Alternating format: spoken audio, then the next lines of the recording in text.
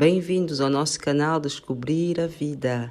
Hoje vamos ler um audiobook chamado A Criança, de Maria Montessori. Mas antes, eu vou pedir-te para deixares o teu like, pois isso contribui muito para o nosso canal crescer e para nós divulgarmos cada vez mais conteúdo significativo para o desenvolvimento infantil nos dias de hoje. Primeira parte: O século da criança. Capítulo 6: O embrião espiritual. A encarnação. A palavra encarnação evoca a figura do recém-nascido, considerando-a como um espírito que se encerrou na carne para que viesse viver no mundo. Tal conceito é contemplado no cristianismo, entre os mistérios mais veneráveis da religião, no qual o próprio Espírito Divino se encarna. Et incarnatus est de Spiritus Sancto, et homo factus est. A ciência, pelo contrário, considera o novo ser como vindo do nada. Então, ele é carne, não uma encarnação. É apenas um desenvolvimento de tecidos e órgãos que constituem um todo vivo. Também isso é um mistério. Como é que aquele corpo complexo e vivo surgiu do nada? Não é o nosso objetivo, porém, determos-nos em semelhantes meditações, mas penetrar na realidade, aprofundando-nos sob a superfície. Nos cuidados a serem prodigalizados ao recém-nascido, deve-se ter muito em conta a vida psíquica. Se o recém-nascido já possui uma vida psíquica, com maior razão a possuirá a criança no seu primeiro ano de existência e ainda mais tarde. O progresso atual nos cuidados à infância consiste em levar em consideração não apenas a vida física, como também a psíquica. Afirma-se hoje em dia a educação deve começar desde o nascimento. É evidente que a palavra educação não é empregada aqui no sentido de ensinamento, mas no de auxílio ao desenvolvimento psíquico da criança. Acredita-se atualmente que a criança possui desde o nascimento uma autêntica vida psíquica, pois faz-se distinção entre o consciente e subconsciente. Essa ideia de um subconsciente cheio de impulsos e de realidades psíquicas praticamente já entrou na linguagem popular. Todavia, mesmo que nos limitemos aos conceitos evidentes mais elementares, podemos admitir que subsiste na criança um jogo de instintos relativos não apenas às funções digestivas, mas também às funções psíquicas, como se observa desde o início nas crias dos mamíferos, quando, rapidamente e por impulso intrínseco, assumem as características da espécie. No que diz respeito aos movimentos, parece que a criança dispõe de possibilidades mais lentas de desenvolvimento em comparação com os recém-nascidos de outras espécies animais. Com efeito, enquanto os órgãos sensoriais funcionam desde o instante do nascimento, pois a criança é de imediato sensível à luz, ao ruído, ao tato, etc., o movimento ainda é muito pouco desenvolvido. A figura do recém-nascido é o impressionante ponto de partida. Aquela criança que nasce inerte e que assim permanecerá por longo tempo, incapaz de manter-se ereta, necessita de cuidados como um inválido. Aquela criança muda que por muito tempo só se fará ouvir através do choro, do grito de dor, fazendo que lhe acorram como uma pessoa que pede socorro. Só depois de muito tempo, meses ou um ano inteiro, talvez mais, aquele corpo se levantará e andará, deixará de ser inválido e passará a ser o corpo do homem-criança. Ora, com a palavra encarnação, queremos referir-nos a fatos psíquicos e fisiológicos do crescimento. Encarnação é o processo misterioso de uma energia que animará o corpo inerte do recém-nascido e dará à carne de seus membros, aos órgãos de articulação da palavra, o poder de agir segundo a vontade, e assim se encarnará o homem. É realmente impressionante que a criança nasça e se mantenha inerte durante tanto tempo, enquanto as crias dos outros mamíferos, quase de imediato após o nascimento, ou pelo menos após um brevíssimo espaço de tempo, já se sustentam em pé, andam, procuram a mãe e se exprimem na linguagem própria da espécie, embora de maneira ainda frágil, imperfeita e quase patética. Mas os gatinhos realmente emitem miados. Os cordeiros soltam tímidos balidos e o potro relincha. São vozes débeis que tendem sobretudo ao silêncio, pois o mundo não ressoa de gritos e lamentos de animais recém-nascidos. O tempo de preparação é curto. Trata-se de uma preparação fácil, de modo que se pode dizer que a carne do animal já nasce animada pelo instinto que determina as suas ações. Já se sabe como saltará o pequeno tigre, como pulará o cabrito que mal se pôs de pé após o nascimento. Consequentemente, todo o ser que nasce não é apenas um corpo material, traz em si funções que não são as dos seus órgãos fisiológicos, mas que dependem do instinto. Todos os instintos manifestam-se através de movimentos e representam características da espécie que são ainda mais constantes e distintivas que a própria forma do corpo. O animal, como diz a própria palavra, é caracterizado pela animação e não pela forma. Todas as características que não sejam relativas ao funcionamento do organismo vegetativo podem ser reunidas e chamadas de características psíquicas. Ora, tais características já se encontram em todos os animais desde o nascimento. Porque logo o homem criança não possui tal animação?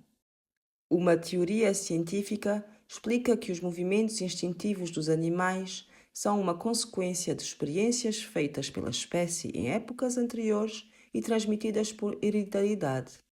Porque logo o homem é um ser tão renitente a herdar dos seus antepassados. Não obstante, os homens sempre andam eretos, sempre falaram uma língua articulada e estiveram prontos a dar hereditariedade aos seus antepassados. Seria absurdo pensar que logo o homem caracterizado e distinto de todas as demais criaturas pela grandiosidade da sua vida psíquica seja o único a não possuir um padrão de desenvolvimento psíquico. Deve existir alguma verdade oculta sob tais contradições. O espírito pode ser tão profundamente latente a ponto de não se tornar manifesto como o instinto do animal, que já vem pronto para revelar-se em ações pré-estabelecidas. O facto de não ser movido por instintos guias fixos e determinados como os dos animais é sinal de uma inata liberdade de ação que requer uma elaboração especial, quase uma criação deixada a cargo do desenvolvimento de cada indivíduo e que é, por conseguinte, imprevisível. Permitam-nos recorrer a uma comparação bastante afastada do assunto. A comparação com os objetos que nós mesmos produzimos.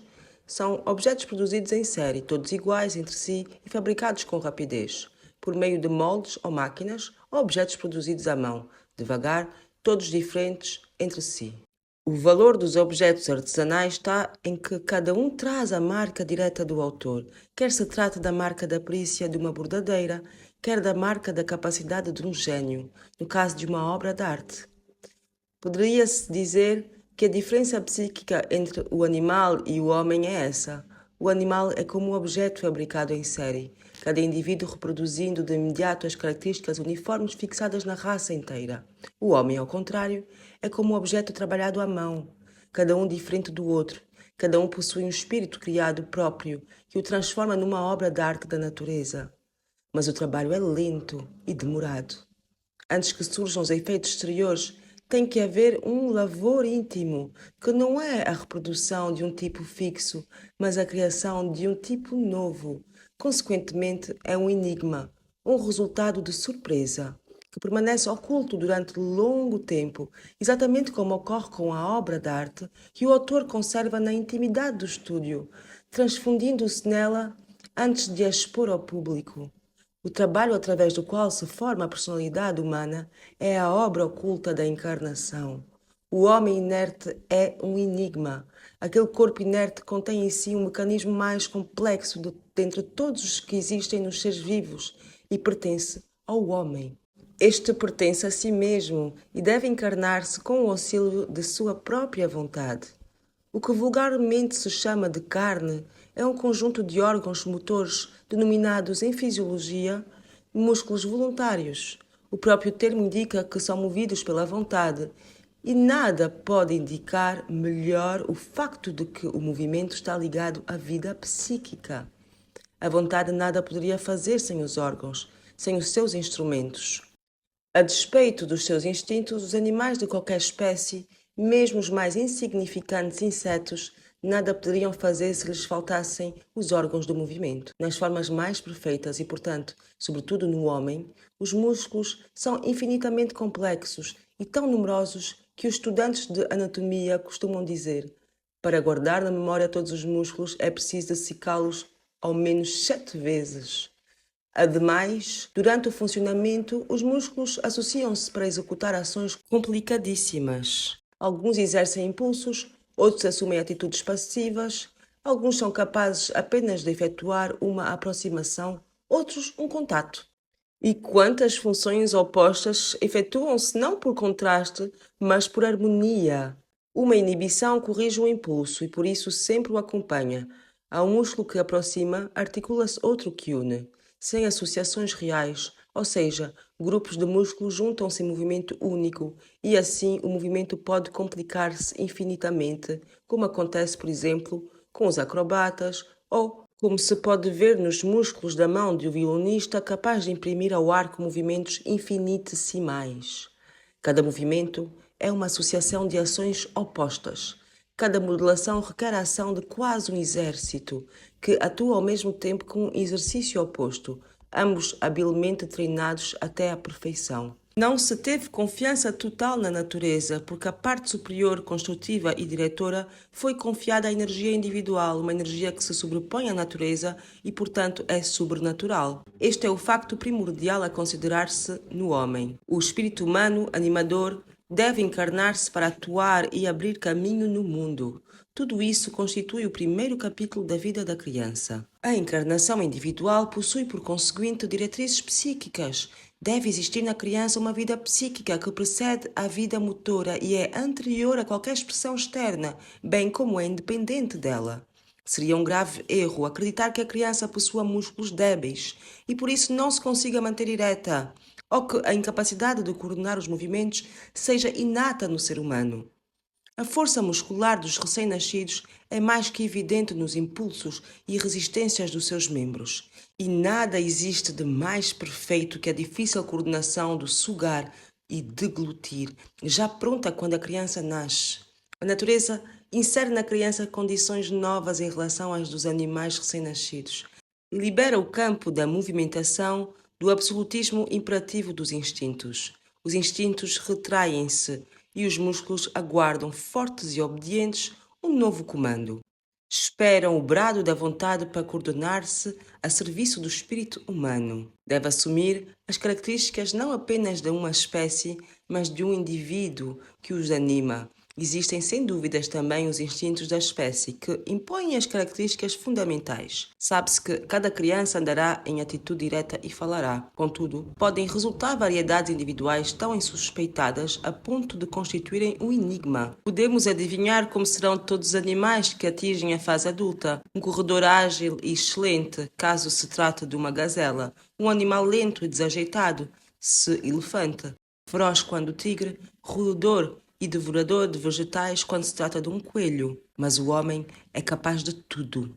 E a sua aparente inércia prepara a maravilhosa surpresa da individualidade. A sua voz desarticulada algum dia articulará palavras. Só não sabemos qual será o seu idioma.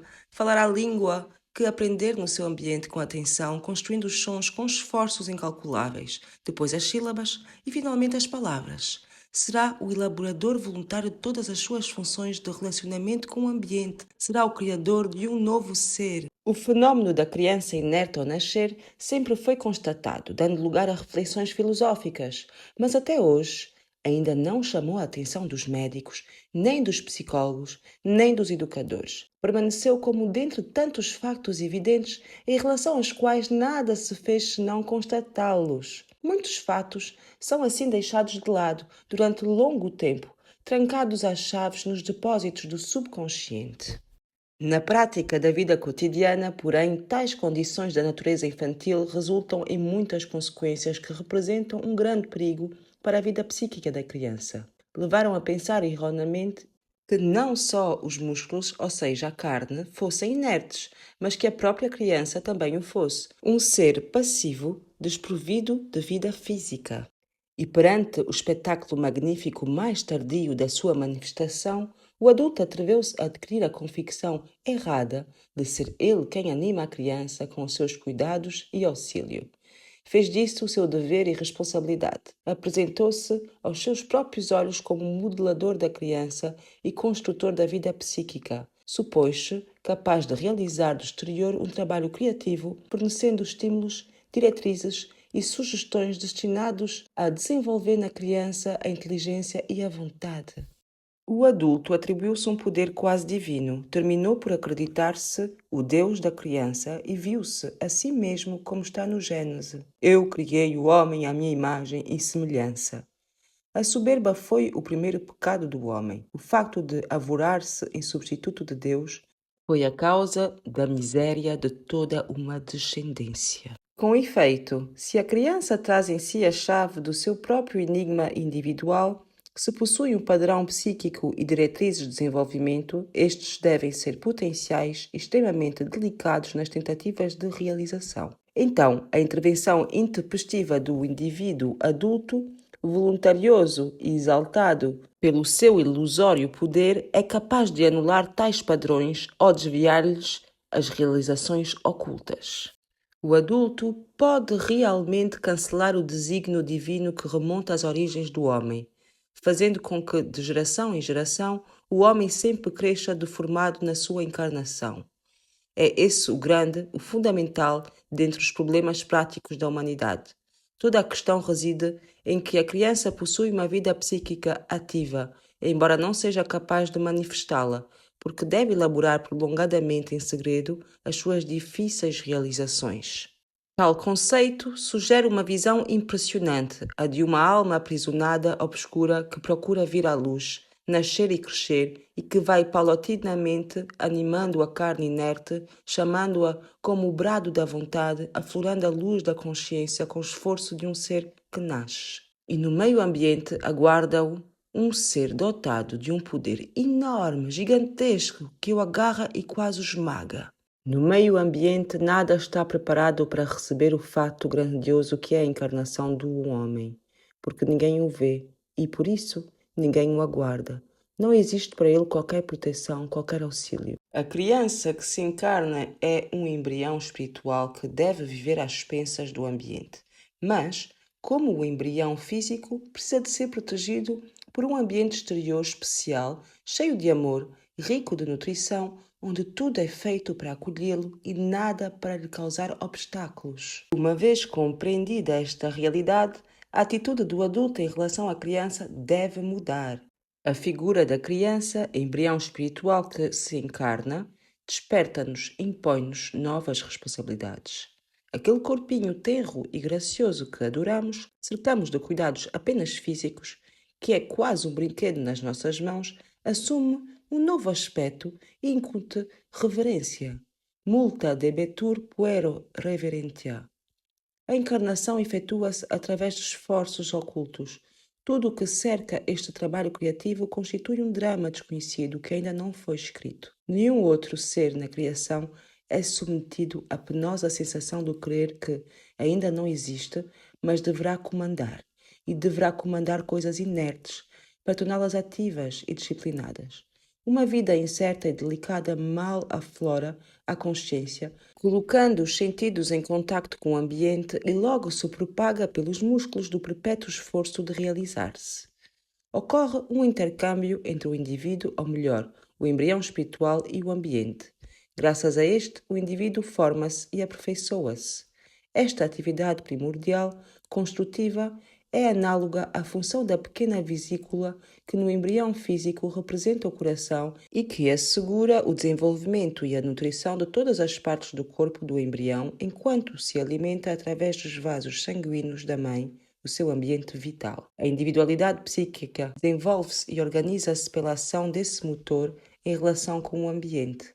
A criança esforça-se por assimilar o ambiente e de tais esforços nasce a profunda unidade da sua personalidade. Essa ação lenta e gradual constitui um contínuo apropriar-se do instrumento por parte do espírito, o qual deve zelar incessantemente, com esforço, pela sua soberania, a fim de que o movimento não morra na inércia e não se automatize. O espírito deve comandar continuamente para que o movimento livre do domínio de um instinto fixo não conduza ao caos.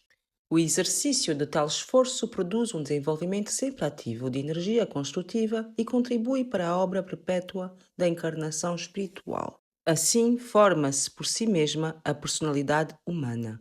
Como o embrião e a criança transformam-se no Criador de homens, no Pai do homem. Na realidade, o que fizeram o pai e a mãe? O pai atuou unicamente com o fornecimento de uma célula invisível. A mãe, além de uma célula germinativa, proporcionou o ambiente vivo adequado, com os requisitos necessários à proteção e ao desenvolvimento, a fim de que a célula germinativa se segmentasse tranquilamente por atividade própria, produzindo o recém-nascido inerte e mudo. Quando se diz que o pai e a mãe construíram o filho, repete-se uma expressão inexata. É necessário dizer o homem foi construído pela criança. Esta é o pai do homem. Deve-se considerar sagrado o esforço secreto da infância. Esta laboriosa manifestação merece uma expectativa acolhedora, pois neste período de formação determina-se a personalidade futura do indivíduo. De tal responsabilidade nasce o dever de estudar e penetrar com profundidade científica as necessidades psíquicas da criança, preparando-lhe um ambiente vital.